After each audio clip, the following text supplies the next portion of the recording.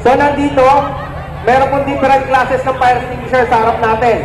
Yung color red, yung dry chemical, which is intended for class ABC fire. Ano yung ABC? Ordinary combustible, liquid fire, and electrical fire. The same with the color green, ang difference lang po nila yung chemical. And then use.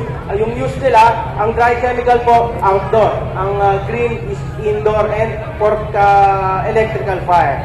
Mapapansin po natin, nandun yung wheel type fire extinguisher natin, yung color blue. Yung po, makikita natin yan, nakaposition sa mga parking area natin. Yung protection na niya, yung mga liquid fire natin. So, ito na po. Medyo layo tayo konti ha, kasi yung chemicals po niyan is masakit sa mata, sa ilong, and sa lalamunan. So, remember, pag gamit tayo fire extinguisher, pass, PASF, and then the wheel direction. Sweep. Okay, enough. Yan po yung chemical na sinasabi namin. Yung disadvantage niya, pag indoor natin ginamit, suffocation. Okay, kailangan